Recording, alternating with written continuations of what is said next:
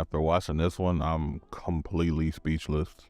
This is one of the most beautiful anime experiences I've ever seen. Your Name offers gorgeous visuals and some really godlike storytelling that really makes me reminisce on stuff like Summertime Rendering. After I finished this, I was damn near in tears, I'm not gonna lie. This shit was phenomenal, man. It was a complete emotional roller coaster all the way through. Shit made me stand up and clap in front of the TV, my nigga, like I was in a movie theater or something. I'm really excited to talk about this one. But before we get into it, I'm just gonna politely ask you to like and sub, please, because I'm trying to reach partner, and you know, it helps the channel a lot, and I get to see more people, and more people get to see me. So please drop a like and sub. You can always unsubscribe later, it's free. It just takes a second too. You know how we do things around here. Let's get into the story. Man, I'm gonna keep it a bean with you. You gonna have to lock in when you watch this, I promise you. I mean, like, you gotta lean in like your girl beating you a 2K game, because if you don't, you're gonna miss out on the beauty of this shit. Our story follows the two main characters, Mitsuha and Taki, and they're having this Freaky Friday type thing going on, where they switch bodies and they're living each other's lives a few times a week. Now, I'm gonna try to explain this as best as I can. This is a very complex story, but it's beautiful if you make sense of it. It's a 3-year offset in between their times though. As they live out each other's lives, they naturally grow closer to each other. One day, they both look up at this comet, and all of a sudden they can't switch anymore. So eventually, Taki just says fuck it and tries to go to Itamori, the city where she lives at, to find her, since her calls to her aren't going through. Sounds pretty straightforward, right? Psych, nigga. That same comet that Taki seen when he was outside split and destroyed the city and killed a third of the population, including Mitsuha and her friends. And those journal entries that Mitsuha left them earlier on in the movie were disappearing right before his eyes when he found out the news. This is the time break that the grandmother was talking about early on in the movie. This is gonna get very confusing here, so lock in. Like I said, lock in. So early on in the film, Mitsuha's grandmother was explaining the concept of Misubi. Basically, what I got from it is, in simple terms, that Misubi is thread, and the thread represents time. And like the concept of time in this movie, it breaks down and unravels and it connects itself back together again. And I think that one sentence perfectly represents this movie as a whole. Everything connects again. This movie confused the hell out of me at first, until I realized like that specific line actually means a lot in this movie. So after finding out that Mitsuha died, he goes to the shrine that they went to offer the sake, or whatever it's called, and he drunk it. I'm not exactly sure how, but it gave him the ability to switch again. So Taki in Mitsuha's body is trying to prevent all the deaths from happening, and he makes an effort so the whole city can evacuate it and avoid dying and avoid the blast zone. I think while this is going on, Mitsuha is in Taki's body, and they eventually meet, and they attempt to write each other's names so they don't forget each other. Instead of writing his name, Taki writes "I love you" in the heat of the moment, because there's really no guarantee that they're going to get their memories back. So back to the evacuation plan, right? The plan seemingly failed, and it shows the comet hitting the city anyway and destroying the city. Fast forward, it's 5 years later, and Taki has completely forgotten everything except for the fact that he's been looking for something for a very long time, and he had this infatuation with this city. And the TV is playing next to him, and he sees a news report that says the city was destroyed, but there were no casualties because everyone evacuated away from the blast zone, insinuating indirectly that the plan actually worked. At this point in the movie, I'm damn near out of my seat because I'm so happy. So after the date with his co-worker, Taki is sitting in this cafe, and he overhears this couple talking about a wedding and having a ceremony like the one that Mitsuha did in the beginning of the movie. He turns around and sees Mitsuha's friends, Tessie and Notori. My eyes lit up because they all died before it, further emphasizing that the plan worked. So at this point, I'm on the edge of my seat, my nigga, and they did a great job at creating suspense at the end, because the scenes where they walk past each other completely blew me, nigga. They see each other on different trains, and at this point, they just started to look for each other, and then they walk past each other again. But this time, Taki asked her, does he know her? She says that she was about to ask him the same thing. And then they both ask in sync, what's your name? My nigga, this shit brought me to tears completely.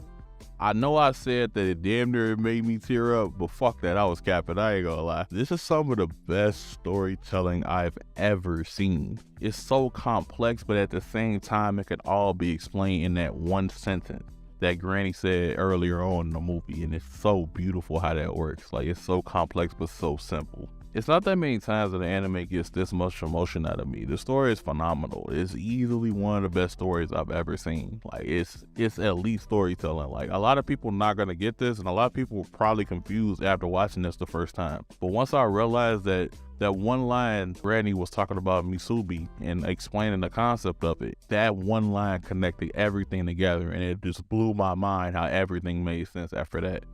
Like, the storytelling in this movie is like a masterclass. Like, it's really amazing. Next, we're gonna move on to characters and character interactions. They snap with everything in this movie, to be honest, and the characters are no different. The characters are great as well. Taki and Misuha are a phenomenal duo. Even when they're in each other's bodies, they have phenomenal chemistry. They both care for each other a lot, and they actually solve some of each other's problems directly and indirectly. Misuha at home, Misuha deals with being the daughter of a politician that's really hard on her and that abandoned her at a certain point in time, and she gets bullied for it a lot at school. When Taki was in her body, he stood up to her father and he put his foot down and stood up for her against those bullies at her school. Taki has a hard time dealing with his feelings, so she actually lands him a date with his crush, even though she ended up liking him anyway. And she left him with that red thread to begin with to help him find her. Taki helped her live the big city life that she desired as well. They're literally like a perfect team, and every interaction between them is super wholesome. It's really enjoyable to watch too, especially the interaction they had on that mountain during the half-light. I couldn't help but smile the whole time watching that scene. They blushing hard as hell. It's the right amount of awkward. It's like cute. Like, this shit had me cheesing the whole time, man. I love these two little tee ass niggas, dog. I love these two niggas. That nigga Taki is funny as hell too. That nigga was sitting there crying, ripping her chest and shit in front of her sister. That shit was pure comedy. I actually like Taki's and Misuha's friends too. They're super genuine, and they all have Taki and Misuha's best interest. Even when they switch bodies, they still look out for them unconditionally. It's really refreshing. I'm really glad to think about that they all have a future where they all live together, since Taki and Misuha are technically married now. Every character in this movie is great. I like them all. Even Misuha's dad gets a little redemption because you see what he had to deal with in the past, and losing his wife and losing their mother. All the stress that was on him. Like, they really take good care and attention to their characters in this. Look, personally, this ain't got nothing to do with her actual character in the movie, but the grandma is the real MVP in this movie for me. She's one of the real MVPs. The main characters are great. Like, they're the main characters. They're the central focus. But without the grandma, I wouldn't understand this movie at all. Without her telling me what Misubi is. She's the reason why I understand this movie, so she gets some extra points. And Misuha's sister is goated as well, and she's funny as hell too. So I love most of the characters in this movie. Next, let's move on to looks, presentation, and music. Look, bro, this movie is beautiful. This movie is so creative that it's kind of shocking. The visual storytelling is really jaw-dropping, and the way that they did things, it's just like they did things in the most non-lazy way possible. This is a very small and maybe minute detail that might not mean a lot to a lot of people, but they mimic a lot of camera shots in this movie, and I know for a fact that takes a lot of work. Not only are they animating this beautiful ass scenery that's going on in the shot itself, but they're mimicking camera movement around a subject, and they have these big panoramic shots while this scenery is going on and while animating the actual subject themselves. I know it seems like a very small thing, but I know it took a lot of work, so I really appreciate them doing that. They could have cut corners. They could have easily just jump cut to the sky, but those little actions made this movie feel so much bigger, and they really snapped with that shit. So I really appreciate little shit like that. I like the presentation too. The little music breaks in between the major parts in the story makes me feel like I'm watching a big ass anime finale. If you watch any of my videos before, you'll know that I'm a sucker for those anime moments playing their OPs during these big ass action sequences. And this movie did it like 5 or 6 times, and I ate that shit up every single time. I was sitting there geeking, seeing those little lyrics pop up at the top right of the screen and them being so relevant. Like, it's so cool how they presented this movie. The music was phenomenal in this movie as well.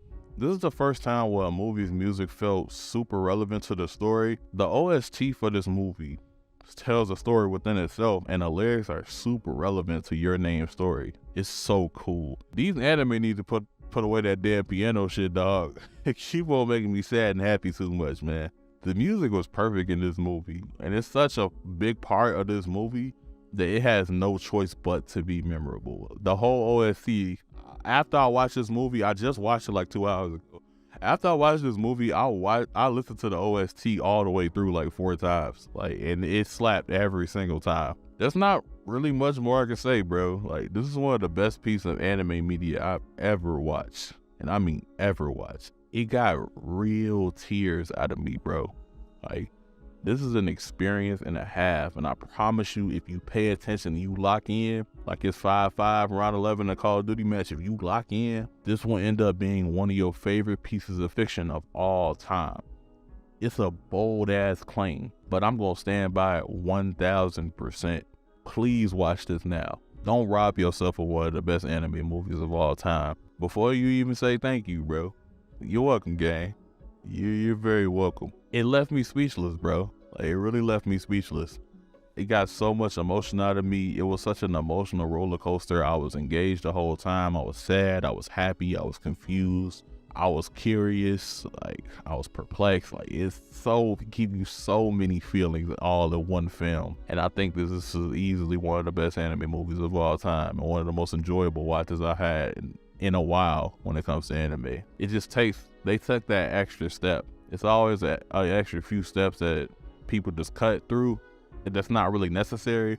You could tell how much love and care that they put in this movie.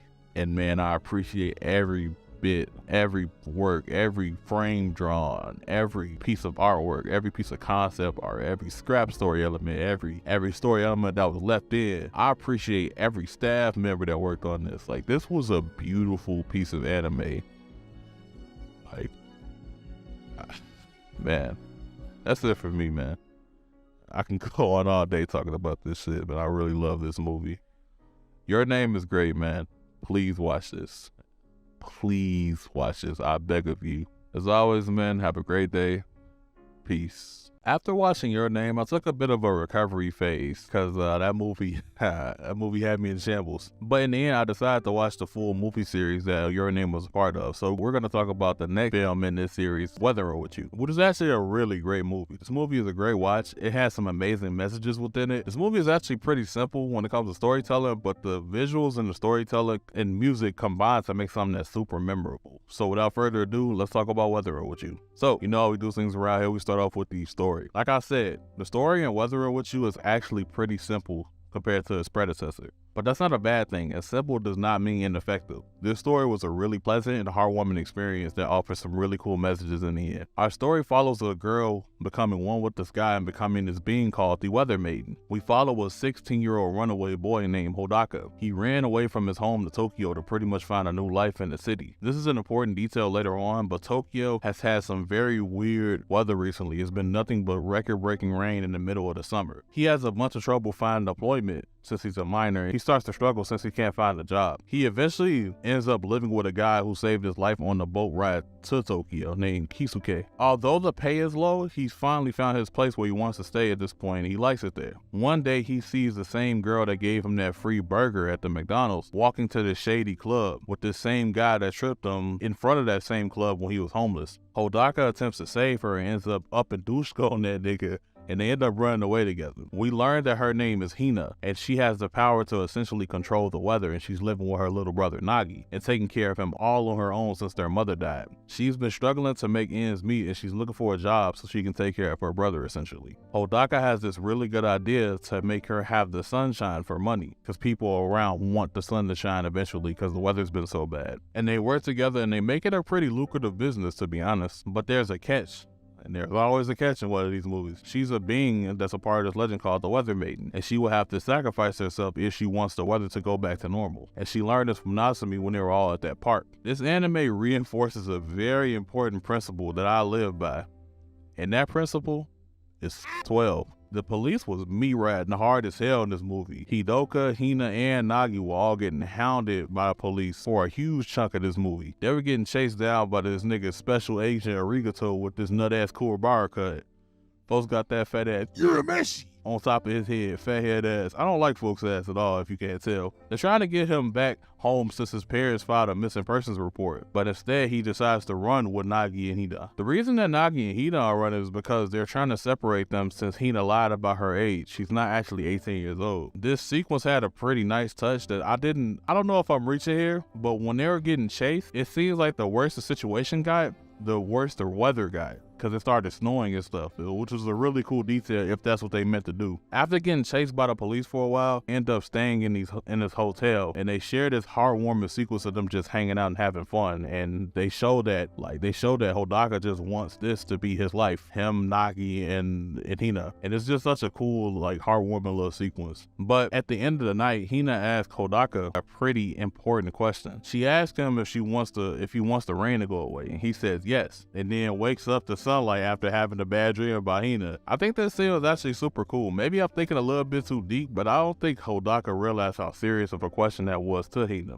And I think Hina actually sacrificed herself because she truly wanted to make everything happy, since her sun girl thing seems to make so many people happy to begin with. After realizing that Hina is gone, the pigs actually arrested Hodaka, and they took Nagi into child care. The crazy thing is Hodaka actually weaves through the entire police station after this. I personally don't know how they let him get out of that. He had 5 stars in the police station. That really should have been impossible if you ask me. I don't know. But he ends up making a break for it and heading out to that same abandoned building when they first talk with the help of Natsumo. The sequence is actually super satisfying to watch, and there was actually a few intense moments. My nigga Hodaka had to fucking up-blick again. He had to. But this time it was on his own mentor, and it was actually a pretty sad moment because his mentor actually wants to stop him so he can see his daughter. If you didn't know that his daughter had asthma, the grandma that's taking care of the daughter doesn't let his teacher see the daughter during the rainy days, and she just doesn't trust him all the way, but he filed for custody. So his teacher's trying to stop him just so he can see his daughter. It was a pretty sad scene. And then my nigga Pimp Nagi came through with the save of a lifetime. Hodaka eventually makes it to the gate with the help of Nagi and his teacher and goes to the sky to meet up with Hina again. After this completely and utterly jaw-dropping visual sequence accompanied with some really good music, and they show by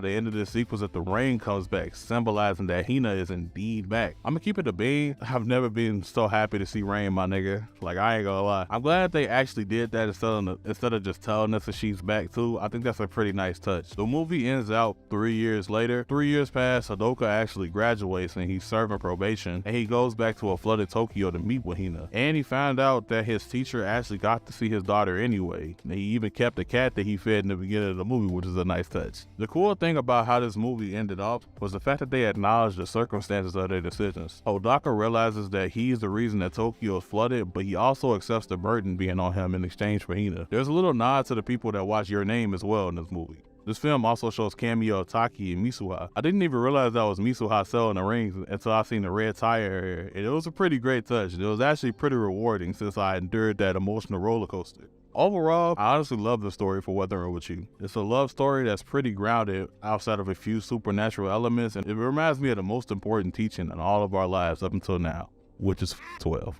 Now, let's move on to characters and character interactions. The characters are actually really fun and likable in this movie, and honestly, it seems like it's going to be a reoccurring thing across all of these movies, to keep it a being with you. Hodaka is really cool. He reminds me of me in the sense that he's going for the life that he thinks he deserves, and that's always going to be a respectable quality in my book, especially if you stand on your views as hard as he did. Like, Hodaka wasn't letting nobody, like, change his shit. He wasn't letting it in the way.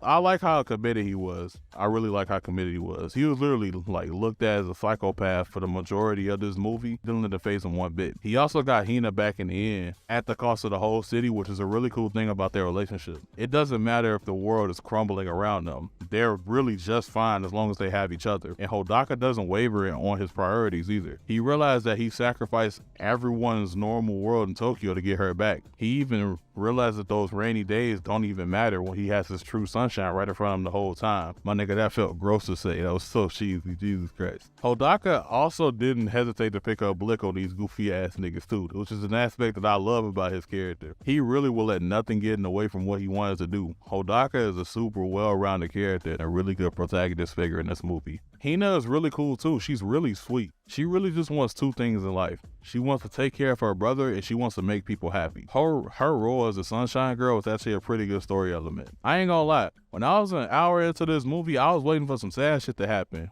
And her pure heart definitely provided that sad shit I was expecting. Once Hodaka woke up and seen that sunshine, I was like, alright. Here we go, gang. My nigga woke up next to straight robe with no Hina in that motherfucker. She really made that decision to keep everybody happy, which is really selfless. Hina has also been through some shit too. Her mother died, leaving her to take care of her little brother at only 15 years old. She ended up having to lie about her age to get employment, and she ended up working at this McDonald's just to take care of him. And she's also so sweet and pure-hearted that she still risked getting in trouble by giving Hodaka free food. She's extremely kind-hearted, and I like her relationship with Hodaka. They essentially sacrificed their whole world for each other and Nagi. And they put their family as priority number one, even though it may not seem like morally the right decision in the world's eyes. Some consequences of their actions are seen immediately, and some build up later on, but that's the thing. They don't care. They don't care as long as they have each other, which is a beautiful thing. Nagi is my nigga.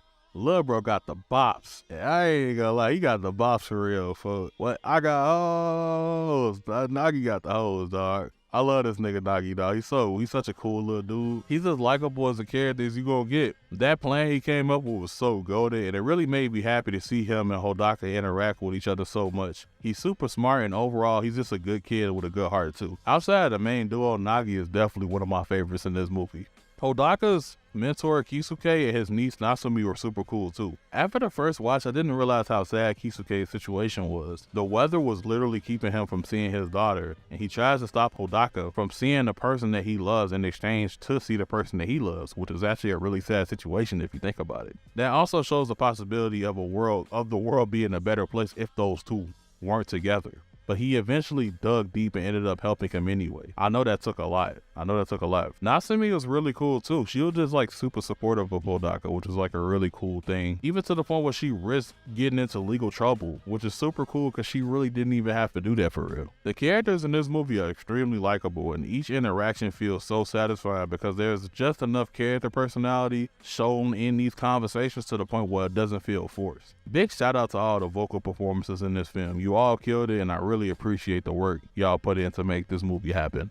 Now, let's move on to looks, presentation, and music. I knew this movie was gonna look good from the first drop of the rain, gang. I knew it was. Everything in this anime film looks spectacular, and some of these scenes will leave you completely speechless. My personal favorite is when Hodaka and Hina were watching the fireworks on top of the helipad. That shit was so beautiful. The movie also does the same mimic little camera shots that Your Name did, and they look amazing here too. It really gives certain shots a way bigger feel when you like add all that movement, and I don't know how to explain it. I really don't know why it does that, but it just makes this feel like a grand production. The scenery looks amazing in this movie too. The food looks good, the water looks good, the water looks phenomenal, and the little dream sequences where they're in the clouds are like awe-inspiring too. Everything looks great in this movie. A big shout out to the artists and the animators that worked on this. You created a very beautiful and visually appealing movie. I don't know if it's just me, but it's cool to see like actual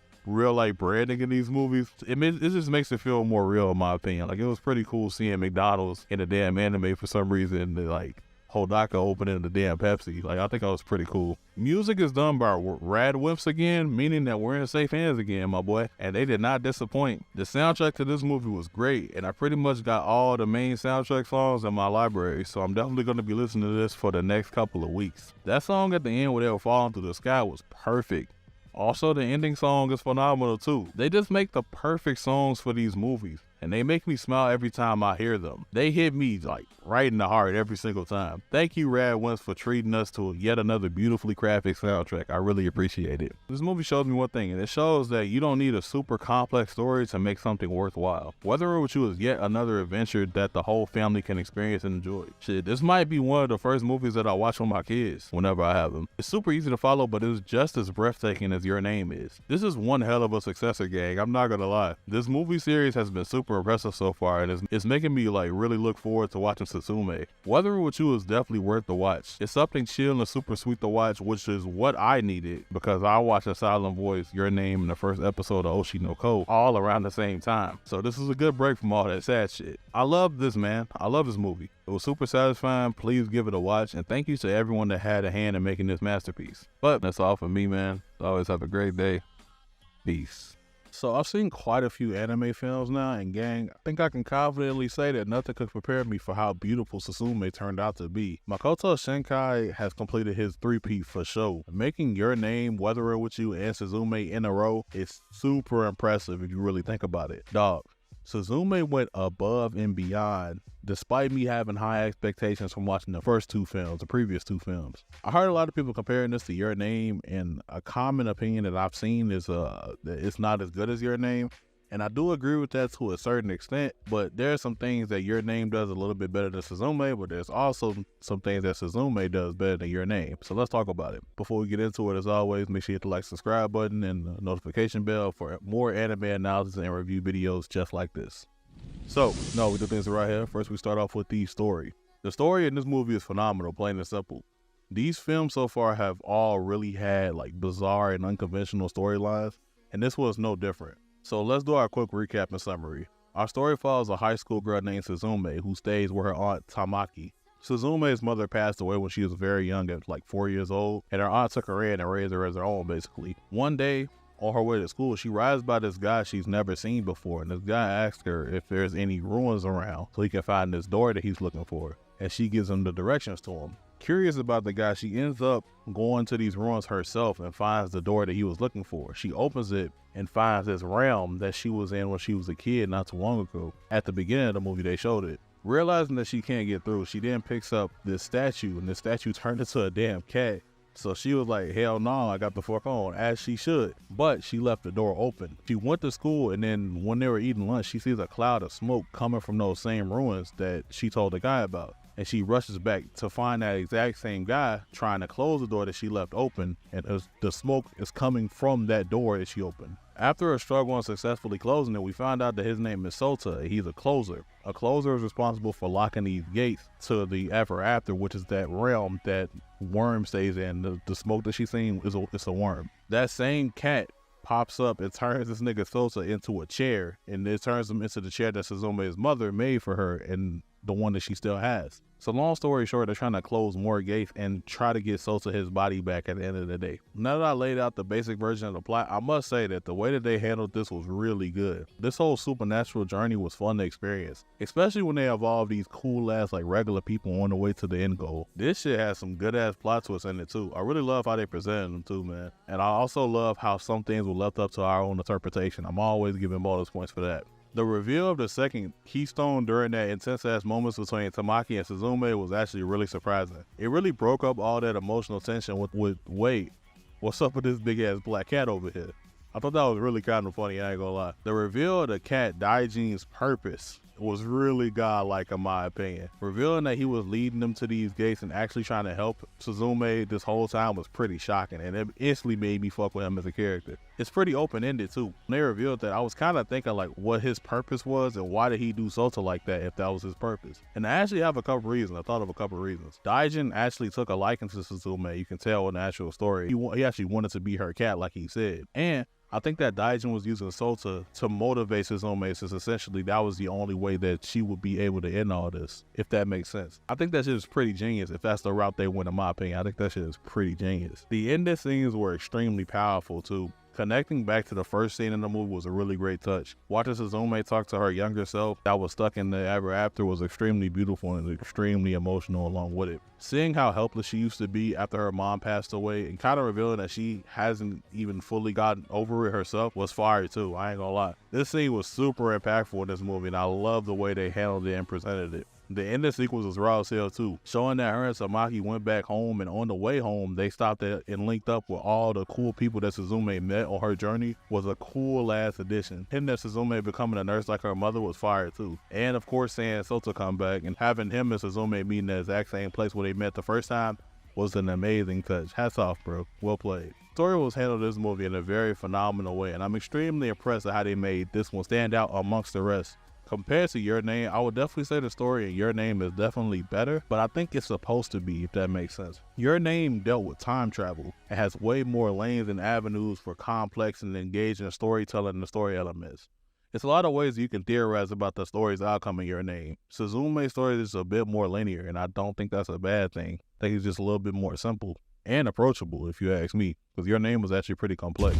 Now, let's move on to characters and character interactions. The characters are once again done very well in this film series, and Suzume continues this trend. There aren't even a lot of characters in these movies, but the ones we do get are all phenomenal. Suzume is great. She's super brave and extremely caring too. I mean, it's pretty obvious since she went on this whole journey just for Sota pretty much. She's extremely strong, especially considering that she's been carrying the pain of losing her mother at a really young age. Her mental fortitude is pretty unmatched too. She wasn't fazed at all by any of this supernatural shit after her first encounter. She also didn't even care how people looked at her when her ass was sitting there mingling with a whole ass chair. Like that. I know it looked funny as hell. I like how they show her vulnerabilities though. They really let us know that loss of her mother still affects her a lot, especially when she was on that Ferris wheel and she seen her in the ever after. I also like how strong her and her aunt's relationship is. After her aunt got mad at her because she felt like she took her life away, she was extremely understanding, and I think that's really cool. A lot of normal people wouldn't be able to save the relationship after something like that is said, but they were able to hash that out pretty fast. She's a really good balanced main character, and I think she's written extremely well. Sota was great too in my opinion. I really like how forgiving he ended up being, because this was definitely Suzume's fault, but he didn't make her feel shittier about it because I think that he knew that she knew already.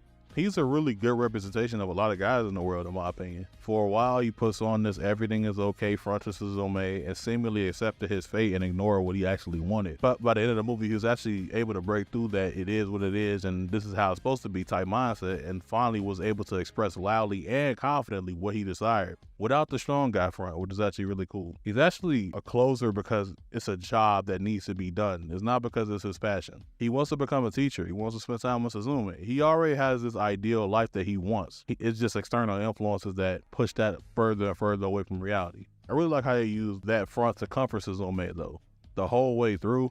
And I was even happier to find out that he didn't get stuck into that cycle of faking it. Sota is a really well-written character. I really like his character. It's funny realizing that nigga was still cool as hell, even as a chair. Boy, Daijin is a cool cat, folks. Daijin is my nigga though, okay? The crazy thing is, I liked him even before they revealed that he was helping them the entire time. He was just a cool character.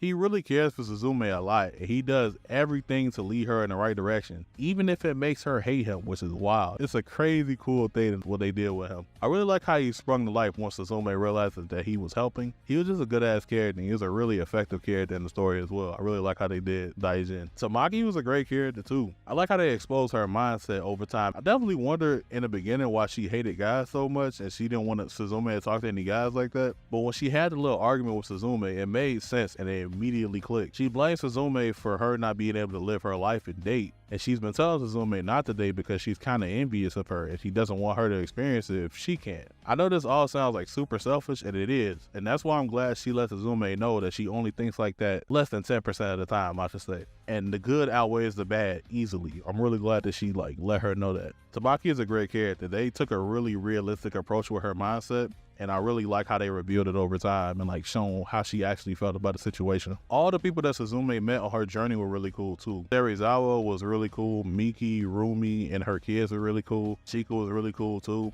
I'm really glad they showed them all more love in the credit scenes too. They did a great job with the character writing in this, man. Shout out to the voice cast as well. Now let's move over to looks, presentation, and music. Now, remember how I said that Suzume did some things better than Your Name? My nigga, this is where, bro, this movie is absolutely gorgeous. The visuals in this movie are absolutely breathtaking. And it's not just for a couple scenes, gang. There is an abundance of beautiful ass shots in this movie. From the worm scenes to any scene in the ever after, they made pretty much everything look phenomenal. Shout out to Comics Wave for the animation. This is one hell of a project to have on your resume. Alright, bro, I'm sorry. Presentation and animation ain't the only thing that they did better than Your Name, gang. I know that Your Name has sparkle and dream lantern, but Gang, it seems like they put an absurd amount of love into the music in the movie. And not just even like in the tracks with lyrics either. The entire soundtrack. And the sequence where they were closing the gate in Tokyo, that song they played during that sequence was probably one of the hardest beats I've ever heard in my life. Nah, I dead ass thought Metro produced that bitch. I was nodding my head hard as hell during that entire part. And not to mention like the title track too. The Suzume song just feels so grand and epic that I can't help but constantly listen to it. The like cinematic drum hits, the vocals, the beautiful vocals, like it's just so good, bro. The creative instrumental on it. I'm definitely adding a few songs to the Arigato playlist, link down below. The way that they presented this movie was extremely fucking special, and it's gonna be a while before I can say anything non-action looks or sounds better than this. Overall, I think Suzume is right there with Your Name and What the World With You. These films have their own unique feel to them, and this one in particular just happens to be the most beautiful anime movie out there right now. Nigga, go watch this right now. Matter of fact, grab whoever you got around you and tell them to watch this with you. It's honestly a must-see in my opinion. I think all these movies are. These movies are packed with gorgeous and super emotional moments that make you question how it's even possible to create some shit this good. Suzume is simply goated, and I'm glad that I finally covered it. Please watch Suzume, man. You will not regret it. But that's all for me, man. As always, man, have a great day. Love y'all. Peace.